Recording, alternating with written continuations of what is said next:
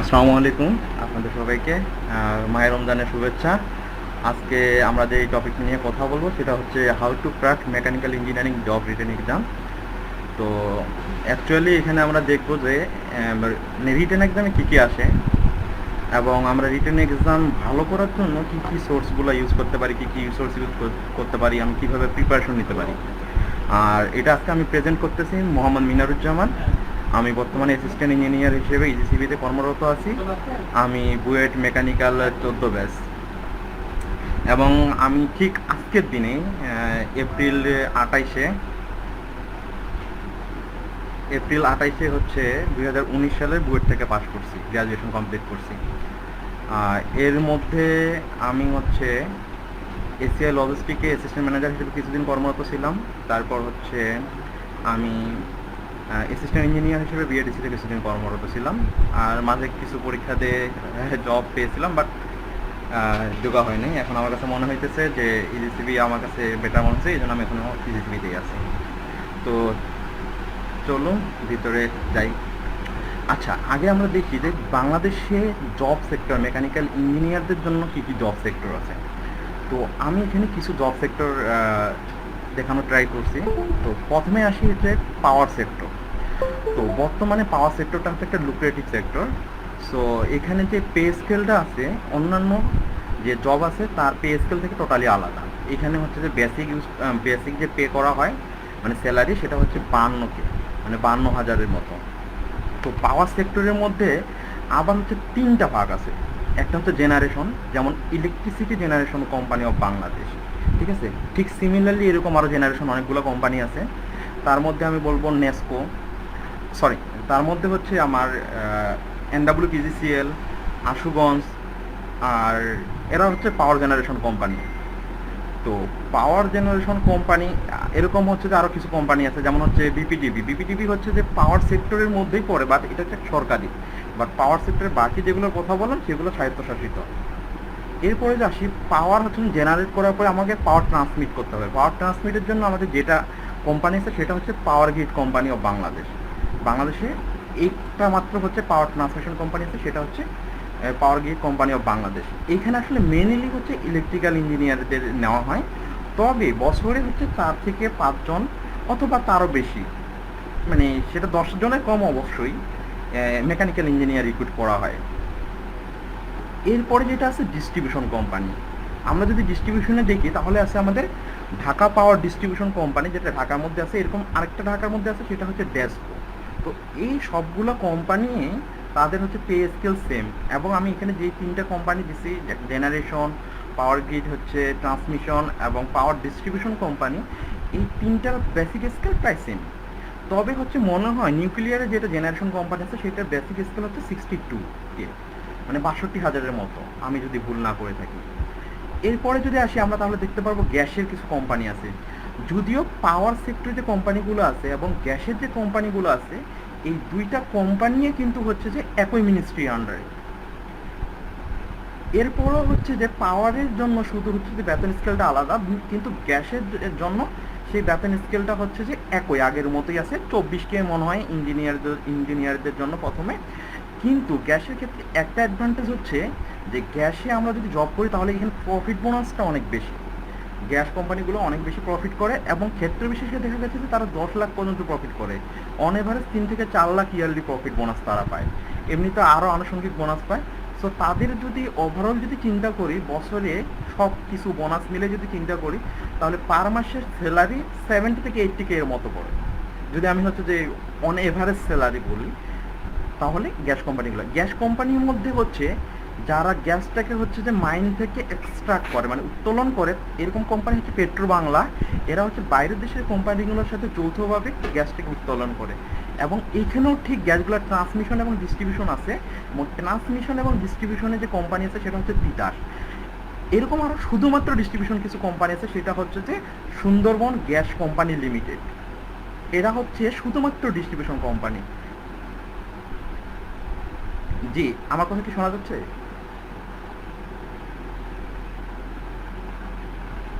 আচ্ছা আচ্ছা আচ্ছা, সরি টু সে, তাহলে আমি একটু, এখন কি কোনো কি সমস্যা হচ্ছে, মানে স্লাইড চেঞ্জ হচ্ছে না বলতে মানে গ্যাস কোম্পানি আছে, তারপর সিলেট গ্যাস গ্যাস ফিল্ড এরকম কোম্পানিগুলো আছে যারা হচ্ছে যে গ্যাসটাকে হচ্ছে যে ডিস্ট্রিবিউট করে কাস্টমারের এন্ডে পৌঁছায়। এরপরে যদি আমরা আসি তাহলে হচ্ছে কর্পোরেশন টাইপের কিছু জব আছে, যেমন হচ্ছে বিএডিসি একটা কর্পোরেশন। সো এই কর্পোরেশন টাইপের জবগুলোর মধ্যে আমাদের যে উল্লেখযোগ্য যে দুইটা কর্পোরেশন আছে সেটা হচ্ছে একটা বিএডিসি আর একটা হচ্ছে BCIC, Bangladesh chemical industry corporation. BADC এবং হচ্ছে যে আমি যদি বলি এই কর্পোরেশন জবগুলো বিএডিসি এবং বিসিআইসি, এই যে কর্পোরেশন দুটো জব আছে, জবের পে স্কেলগুলো নর্মাল গভর্নমেন্ট পে স্কেলের মতো। এখানে এখনও পেনশন চালু হয় নাই, তবে বিএডিসি চেষ্টা করতেছে পেনশন চালু করার জন্য। আশা করি সামনে হচ্ছে যে ভালো কিছু হবে বিএডিসিতে, যেহেতু আমি বিএডিসিতে জব করে আছি এবং কিছুটা জানি ইন্টারনাল, এবং হয়তো কিছু একটা অর্গানোগ্রাম ওরা চেঞ্জ করতেছে। ওদের যে হচ্ছে যে প্রমোশনের যে একটা ঝামেলা ছিল হয়তো বা সেটাও খুব শীঘ্রই হচ্ছে যে সলভ হয়ে যাবে।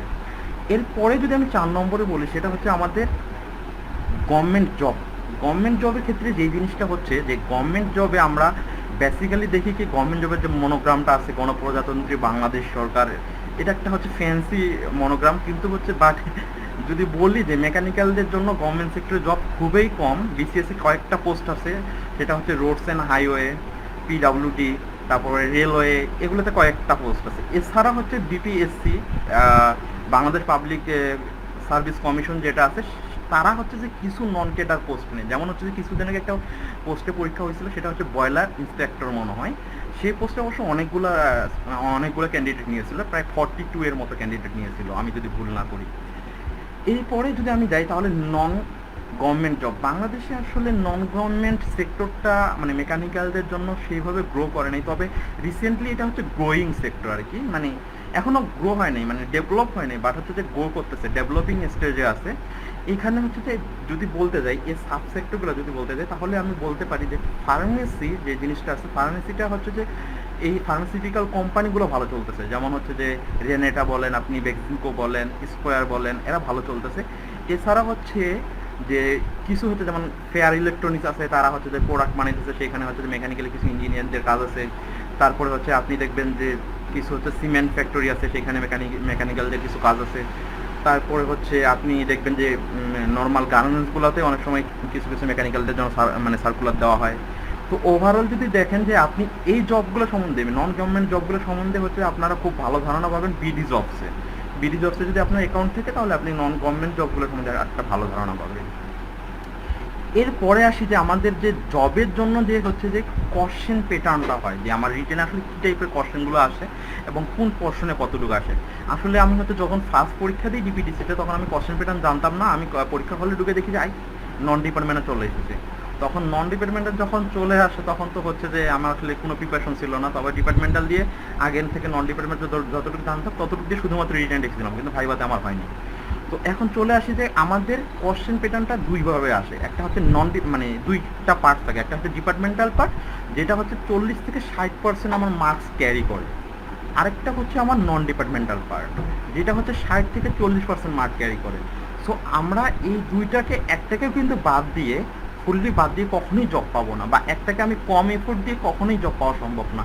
যদি আপনি জব বা রিটেন এক্সামও যদি টিকে যান তবু হচ্ছে যে রিটেন মার্কটা এত কম থাকে যে আপনি ভাইবার যে ভালো করলেও ওই ভাইবার মার্কটা দিয়ে রিটেন মার্কটাকে কভার করতে পারবে না, কারণ নর্মালি দেখা যায় যে ভাইবাতে মার্কস থেকে 20 থেকে 40% মার্কস, ঠিক আছে। ক্ষেত্র বিশেষে যদি আপনি বেসরকারি জবে যান তখন সেখানে রিজন থাকে না, তখন হচ্ছে যে 100%ই আপনার ভাইবার উপর ডিপেন্ড করে।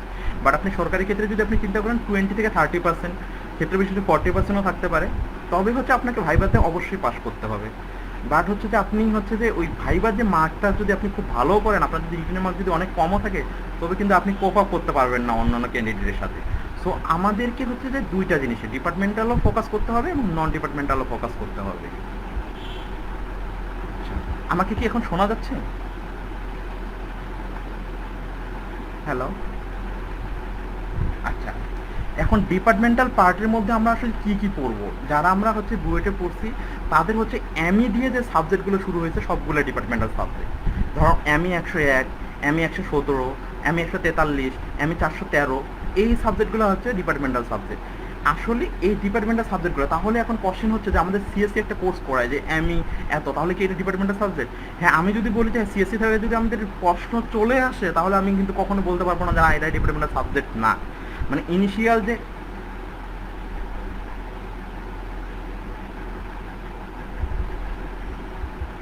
ডিপার্টমেন্টাল বুঝতেছেন না? আমার কি শেয়ার হচ্ছে, স্লাইড শেয়ার হচ্ছে? হ্যালো, আচ্ছা আমি স্লাইড বাদ দিয়ে বলতেছি, পরে হচ্ছে স্লাইডগুলো আপনাদের সাথে আমি শেয়ার করব। আচ্ছা, ডিপার্টমেন্টাল পার্টগুলোর মধ্যে আমাদের কি কি ফোকাস করতে হবে বেসিক্যালি? তাহলে আমরা প্রথমে দেখি যে আমাদের মম ফোকাস করতে হবে। মম হচ্ছে মেকানিক্স অফ মেশিনারি, যে সাবজেক্ট আছে সেই সাবজেক্টটা আমাদের ফোকাস করতে হবে, সেই সাবজেক্টটা আমাদের অবশ্যই করতে হবে।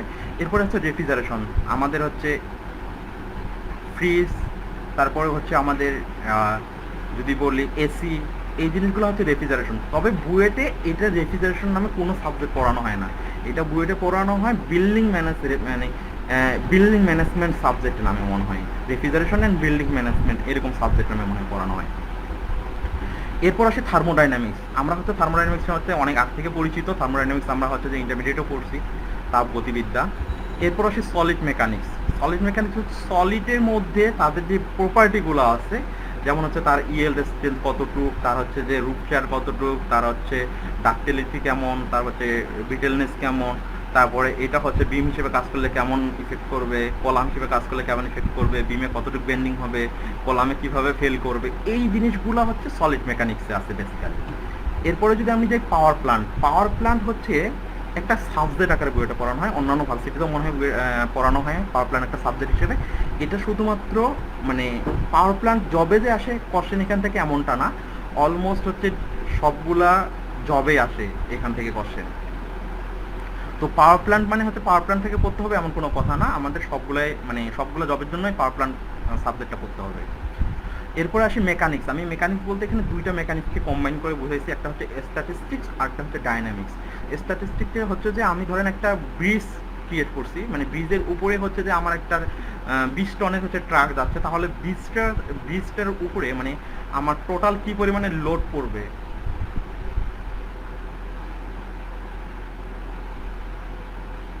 আচ্ছা আমি হচ্ছে যে স্লাইডগুলো হচ্ছে যে পরে শেয়ার করে দিব, তুমি হচ্ছে যে একটু কমেন্ট করে দাও, মানে কিছু টেকনিক্যাল কারণে মানে ঝামেলা হচ্ছে, তো আমি স্লাইডগুলো পরে শেয়ার করে দিতেছি। তো মেকানিক্সটাকে হচ্ছে যে আমি দুইটা পার্টে ভাগ করতেছি, একটা হচ্ছে যে স্ট্যাটিস্টিক আর একটা হচ্ছে আমার ডাইনামিক্স। তো স্ট্যাটিস্টিকে ধরেন একটা আমার ব্রিজ আছে, ব্রিজের উপর দিয়ে একটা ট্রাক 20 টন একটা ট্রাক যাচ্ছে, তাহলে এই ব্রিজের প্রতিটা পার্টসের উপর আমার কি পরিমাণে ফোর্স পড়বে, কি পরিমাণে টেনশন পড়বে, কি পরিমাণে মুভমেন্ট পড়বে, সেটা অ্যানালাইসিস আমি করবো স্ট্যাটিস্টিকে। আর ডাইনামিক্সটা হচ্ছে যে একটা গিয়ার আরেকটা গিয়ারের সাথে কিভাবে কন্ট্যাক্টে আছে, একটা পুলি কিভাবে রান করতেছে, একটা হচ্ছে বক্স আমার হেলানো তলের উপর দিয়ে কিভাবে পড়তেছে, একটা কার আরেকটা কারকে সাথে অ্যাক্সিডেন্ট করার সময় কিভাবে হচ্ছে যে ইম্প্যাক্ট করতেছে, তারা হচ্ছে যে মোশনটা কিভাবে চেঞ্জ হচ্ছে, এই জিনিসগুলো আমার ডাইনামিক্সে আলোচনা করা হচ্ছে। সো আমাকে এখানে মেকানিক্স বলতে স্ট্যাটিস্টিক এবং ডাইনামিক্স দুইটাই আলোচনা করতে হবে। এরপর আসবে ফ্লুইড দিয়ে আসলে আমি তিনটা জিনিসকে বোঝাচ্ছি, বুয়েটের তিনটা সাবজেক্ট হচ্ছে, একটা fluid mechanics 1, fluid mechanics 2, fluid machinery. তো এই যে সাবজেক্টগুলো, এর বাইরেও কিন্তু আরেকটা ফ্লুইড রিলেটেড সাবজেক্ট আছে যেটা অ্যারোডাইনামিক্স। আমাদের হচ্ছে যে ফার্স্ট আমি ডিপিডিসি যে এক্সামটা দিয়েছিলাম সেখানে কিন্তু অ্যারোডাইনামিক্স থেকে একটা কোশ্চেন আসছিল। সো ফ্লুইডে অবশ্যই এই সাবজেক্টগুলোকে আপনাকে ফোকাস করতে হবে। তারপর আসি হিট ট্রান্সফার। অনেকে আমরা ভুল করে থাকি যে হিট ট্রান্সফার এবং থার্মোডাইনামিক্সকে ভুলাই ফেলি, আসলে হিট ট্রান্সফার আলাদা একটা ব্রাঞ্চ, ঠিক আছে? সো আমরা হিট ট্রান্সফার নিয়ে আলাদা পড়বো, এবং হিট ট্রান্সফারের মধ্যে কিন্তু আরেকটা জিনিস ইনক্লুড করা আছে, বুয়েটে যেটা রিসেন্টলি আমাদের সময় থেকে একটা সাবজেক্ট ইনক্লুড করছে, সেটা হচ্ছে হিট ট্রান্সফার ইকুইপমেন্ট, যেখানে আমাদেরকে পড়ানো হচ্ছে যে shell and tube heat exchanger, তারপর হচ্ছে আপনার প্লেট টাইপ হিট এক্সচেঞ্জার, তারপর হচ্ছে আপনার ডাবল টিপ হিট এক্সচেঞ্জার, মানে হিট এক্সচেঞ্জারগুলো এবং হচ্ছে যে হিট ট্রান্সফার রিলেটেড যে ইকুইপমেন্টগুলো আছে সেগুলো নিয়ে আর কি ডিল করতেছে ওই সাবজেক্টটা। এরপরে আসি একটা জিনিস যেটা সব থেকে বেশি ইম্পর্টেন্ট জিনিস, এবং অলমোস্ট হচ্ছে বুয়েটে এক্সাম হলে এখানে থেকে 10% মার্কস কভার করে, সেটা হচ্ছে মেকানিক্যাল ড্রয়িং। এবং এইটার জন্য একটা ডেডিকেটেড বই আছে, কামরুল স্যারের বই, আপনারা এটা কালেক্ট করে প্র্যাকটিস করতে পারেন। এবং রিসেন্টলি যে মেকানিক্যাল ড্রয়িংগুলো আসতেছে সেগুলো আগের ড্রয়িং থেকে একটু হার্ড, সো আপনারা মেকানিক্যাল ড্রয়িংটা একটু এক্সট্রা কেয়ার করবেন। এছাড়া আরও কিছু মেকানিক্যাল ডিপার্টমেন্টের হচ্ছে যে সাবজেক্ট আছে যেগুলো আসলে এই মুহূর্তে আমার মাথায় আসতেছে না, বা এখানে স্লাইডে আমি ইনক্লুড করি নাই, তবে আপনারা হচ্ছে যে একটু কাইন্ডলি দেখে নিন। এখন আসি যে আমি ডিপার্টমেন্টাল পার্টে কিভাবে হচ্ছে ভালো করতে পারবো। তো ডিপার্টমেন্টাল পার্টে ভালো করার জন্য আমাকে হচ্ছে টিচারের লেকচারগুলো ফলো করতে হবে, এবং টিচারের লেকচারগুলো থেকে যে কোশ্চেনগুলো শর্ট কোশ্চেন এবং শর্ট ম্যাথ, মানে যে ম্যাথটা আমি 5 মিনিটের মধ্যে কভার করতে পারবো, যে কোশ্চেনটা আমি 5 মিনিটের মধ্যে অ্যান্সার করতে পারবো, সেই কোশ্চেনটা এবং সেই ম্যাথগুলো আপনাকে সলভ করতে হবে। এরপরে আপনাকে লাস্ট 2 ইয়ারের যে জব যে কোশ্চেনগুলো আছে, রিসেন্টলি যে কোশ্চেনগুলো আছে, সেই কোশ্চেনগুলো নিয়ে আপনাকে বসতে হবে, স্কিম করে যাইতে হবে এবং দেখতে হবে কোন টপিকগুলো থেকে কোশ্চেনগুলো আসতেছে। এবং এখান থেকে আপনি থার্ড স্টেপে হচ্ছে ইম্পর্টেন্ট টপিকগুলো বাছাই করবেন এবং এগুলো নিজেই একটা প্রিপেয়ার্ড নোট করবেন। নোটে শুধু ইম্পর্টেন্ট টপিকগুলো রাখবেন এমনটা না, ইম্পর্টেন্ট টপিকগুলোর আশেপাশে রিলেভেন্ট টপিকগুলোও রাখবেন। সে ধরেন এক সময় হচ্ছে বুয়েটে মানে আমাদের মানে আমি একটা এক্সাম দিয়েছিলাম, সেখানে হচ্ছে যে আপনার কোশ্চেন হয়েছিল যে হিট ট্রান্সফারে একটা পার্ট নিয়ে, সেটা হচ্ছে রেডিয়েশন নিয়ে। কিন্তু রেডিয়েশন পড়ার সাথে সাথে আরেকটা জিনিস হচ্ছে যে আপনার ভিউ ফ্যাক্টর ইম্পর্টেন্ট, সেই ভিউ ফ্যাক্টরটা কিন্তু পড়ে নিতে হবে আপনাকে। এবং এই ভিউ ফ্যাক্টরটা দিয়ে যখন আমি এমএসটিতে যখন টিচারের পরীক্ষা দিয়েছিলাম, তখন কিন্তু এই ভিউ ফ্যাক্টর দিয়ে ম্যাথ আসছিল। সো হচ্ছে যে আপনি এই যে রিলেভেন্ট টপিকগুলো দেখেন, আপনি রেডিয়েশন পড়ছেন, রেডিয়েশনের সাথে রিলেটেড একটা টপিক হচ্ছে হিট ট্রান্সফার, আপনার ভিউ ফ্যাক্টর, এই ভিউ ফ্যাক্টর নিয়ে যদি আপনি পড়ালেখা করেন তাহলে এটা কোনো না কোনো এক্সামে চলে আসবে। মানে আপনাকে ইম্পর্টেন্ট টপিক পড়তে হবে এবং ইম্পর্টেন্ট টপিকগুলোর সাথে যে রিলেভেন্ট টপিকগুলো আছে, শর্ট শর্ট টপিকগুলো, সেগুলোকে আপনাকে পড়তে হবে এবং নিজেই নোট প্রিপেয়ার করতে হবে। ভাইয়া কার নোট চেয়ে কখনো মানে হয় না। যেমন আমার ক্ষেত্রে যেটা হয়েছে, আমি যে টপিকগুলো পারি সেগুলো আমি কখনো নোট করিনি, আমি যেগুলো পারি না সেগুলো নোট করছি। অনেকে হচ্ছে যেমন পারা না পারা সব জিনিসই নোট করে। আপনি আপনার নোটটা যেভাবে প্রেজেন্ট করতে চান, যেভাবে গুছাইতে চান, আপনি সেভাবে গুছাইতে পারেন। এটা টোটালটা ডিপেন্ড করবে আপনার উপর। এরপরে চলে যাই যে নন ডিপার্টমেন্টাল পার্ট। আমার নন ডিপার্টমেন্টাল পার্টে কিভাবে প্রিপারেশন নিতে হবে। সো ধনঞ্জয়, আমার কথা কি শোনা যাচ্ছে? আচ্ছা, থ্যাংক ইউ। তো নন ডিপার্টমেন্টাল পার্টের সব থেকে বড় একটা পার্ট হচ্ছে মেন্টাল অ্যাবিলিটি। যদিও আমরা ইঞ্জিনিয়াররা মেন্টাল অ্যাবিলিটিকে আমরা নন ডিপার্টমেন্টাল বলি না, বাট এটা একটা নন ডিপার্টমেন্টাল পার্ট। এখানে প্রায় 20 থেকে 25% মার্ক ক্যারি করে। নর্মালি বুয়েটের এক্সাম হলে এটা 20% মার্ক ক্যারি করে। তো এই 20% মার্কের ক্ষেত্রে আমাদের যে প্রবলেমটা হয়, আমরা মানে ম্যাথ করতে আমাদের প্রবলেম না, আমাদের সময় দিলে করতে পারি, কিন্তু এই 20 মার্ক সলভ করার জন্য আমরা 30 মিনিট সময় লাগাই দিই। তো এখানে 20 মার্ক করার জন্য আপনাকে 10 থেকে 15 মিনিটের মধ্যেই শেষ করতে হবে। যদি আপনি এর থেকে বেশি সময় লাগান, তার মানে আপনি মনে করেন যে আপনি ওই দিন সম্পূর্ণ এক্সাম দিতে পারবেন না। এটা আপনার দ্বারা কখনোই পসিবল না। এরপরে চলে যাই হচ্ছে যে সেক্টর রিলেটেড হচ্ছে জব, মানে সেক্টর রিলেটেড আমার হচ্ছে যে টপিকগুলো আছে সেই টপিকগুলো পড়তে হবে। এটাকে আমি আসলে নন ডিপার্টমেন্টাল পার্টে ফালাই দিছি, কারণ হচ্ছে যে সেক্টরের ডাটাগুলো আসলে মানে কন্টিনিউয়াসলি চেঞ্জ হয়। তো এটা হচ্ছে যে সবসময় আপ টু ডেট থাকতে হয়। যেমন হচ্ছে আমি আমার ফার্স্ট যখন পিজিসিবিতে এক্সাম দিতে যাই, তখন যেই জিনিসটা ফেস করছি যে পিজিসিবিতে যা দেখি যে বিদ্যুৎ সেক্টর নিয়ে প্রায় 10টা কোশ্চেন ছিল, প্রায় 10টা না 10টা কোশ্চেন ছিল, আমি একটাও অ্যান্সার করতে পারতেছিলাম না, কারণ আমি আসলে ওই সেক্টর নিয়ে কোনো কিছুই পড়ি নাই। মানে আমার ধারণা ছিল না যে সেক্টর রিলেটেড কোশ্চেন পরীক্ষায় আসতে পারে। সো আমি পিজিসিবিতে কৃতকার্য করি নাই, রিটেন এক্সামেই কৃতকার্য করি নাই।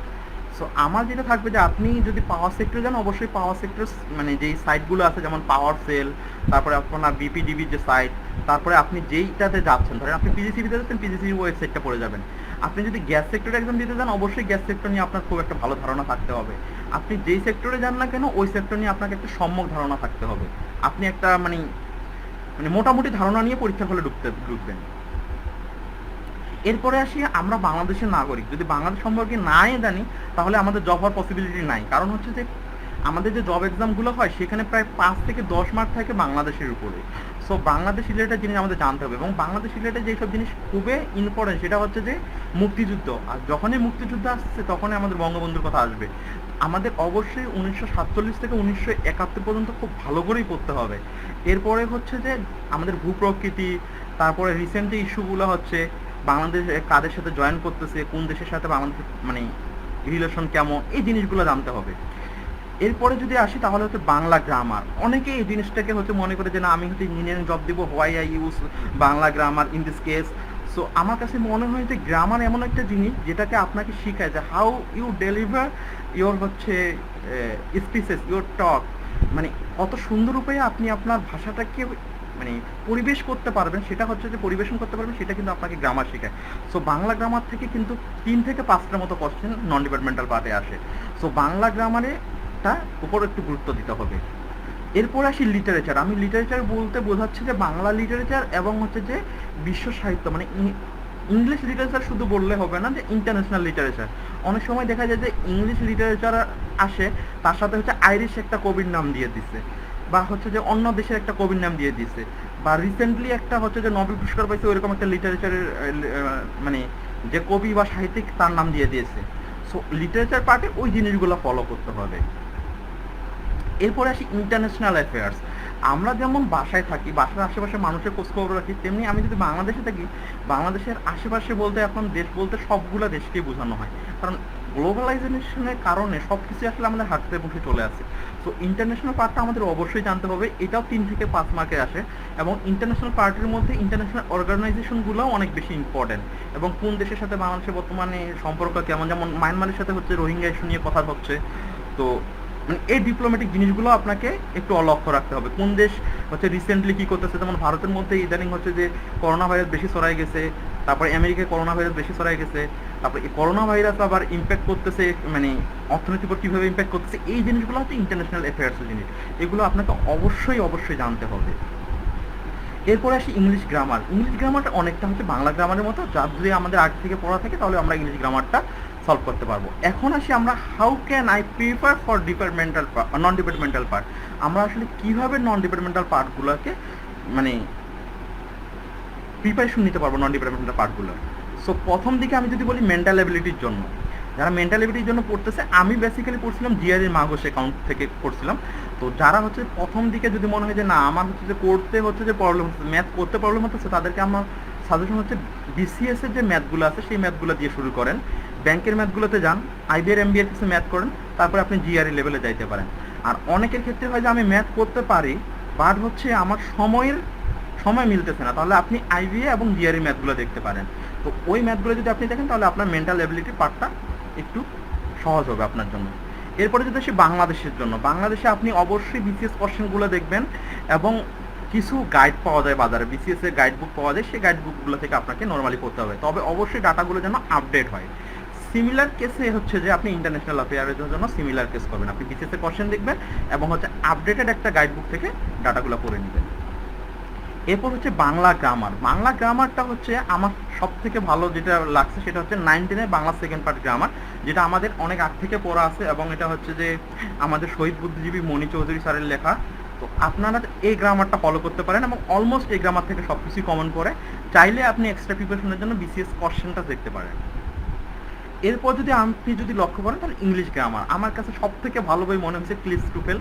আমার মনে হচ্ছে যে আমি এই বইটা যদি আমার ভার্সিটি লাইফ থেকে পড়তাম তাহলে ভালো হতো মনে হয় আরও।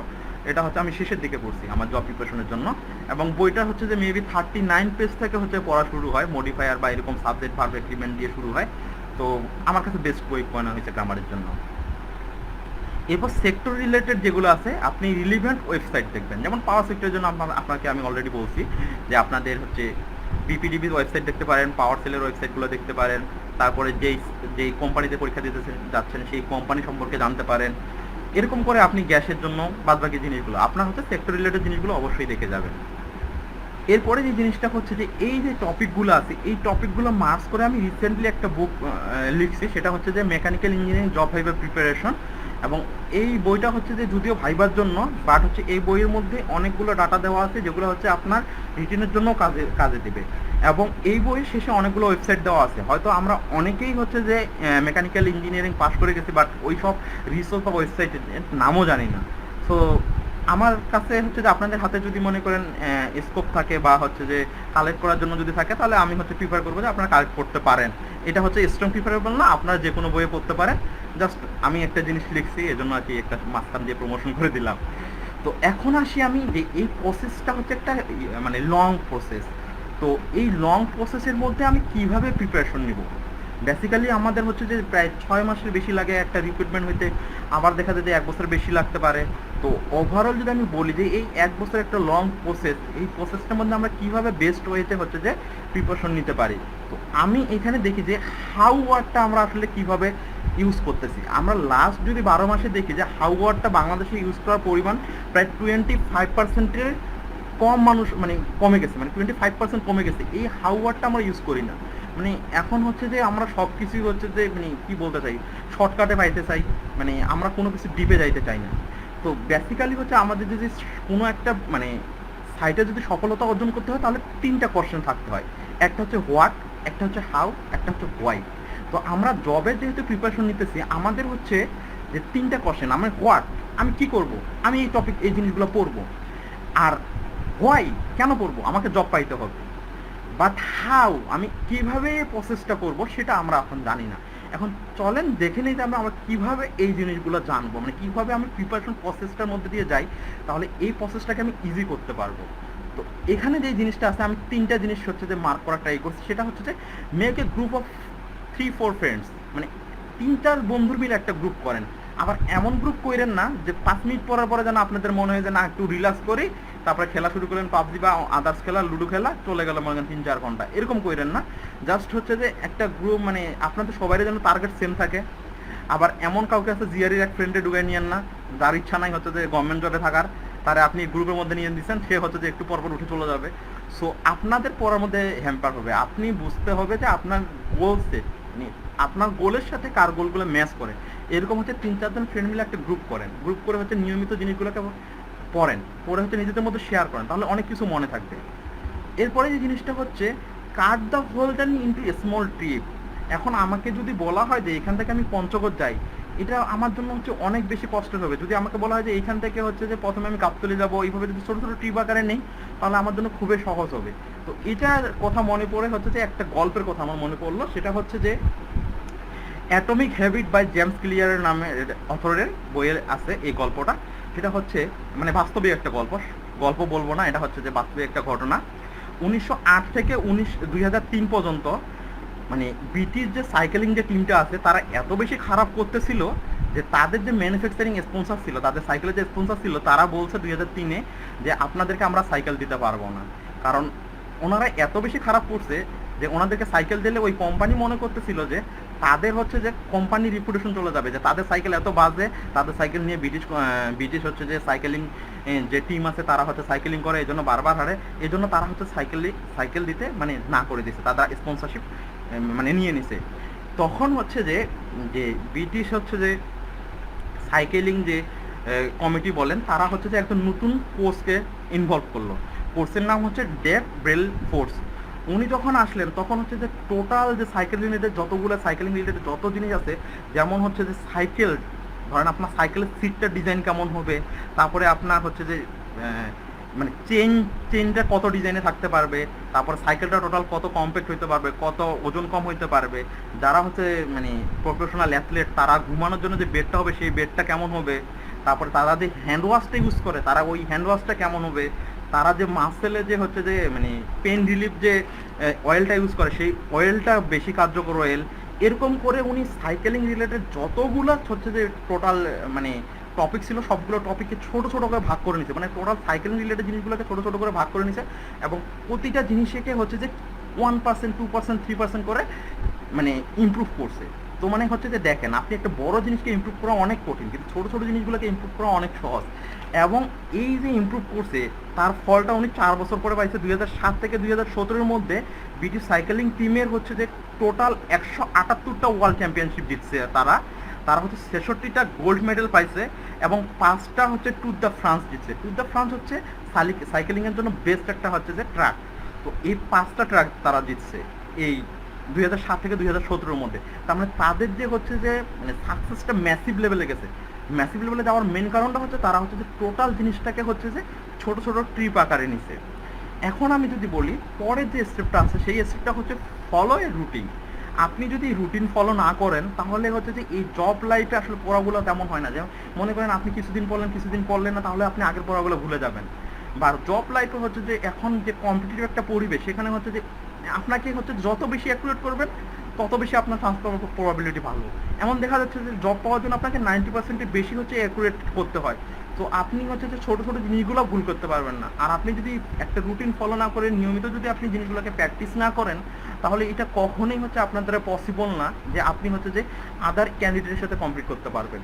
সো আমার যেটা হচ্ছে পার্সোনাল যে অপিনিয়ন বা পার্সোনাল রিকোয়েস্ট অথবা সাজেশন যেটাই বলেন না কেন, আপনারা নিজেরাই একটা রুটিন বানাবেন এবং সেই রুটিনটা হচ্ছে মানে খুব কঠিনভাবে হচ্ছে যে কঠিনতমভাবে হচ্ছে ফলো করার ট্রাই করবেন। এরপরে আসি, আমার আসলে আজকে এতটুকুই বললাম, এবং আমার হচ্ছে আমি লাস্ট যে উক্তিটা দিয়ে শেষ করতে চাচ্ছি সেটা হচ্ছে আমার একটা ফেভারিট হচ্ছে যে উক্তি, সেটা হচ্ছে জিগ জিগলারে। উনি হচ্ছে আমেরিকান অথর ছিলেন, ইনভেস্টর ছিলেন। ওনার উক্তিটা আমার বইয়ের একদম শুরুতে দেওয়া আছে। সেই উক্তিটা হচ্ছে you don't have to be great to start, but you have to start to be great. আপনাকে শুরু করার জন্য মহান হওয়ার কোনো দরকার নাই, বাট আপনি মহান হওয়ার জন্য শুরু করেন। থ্যাংক ইউ আপনাদের সবাইকে।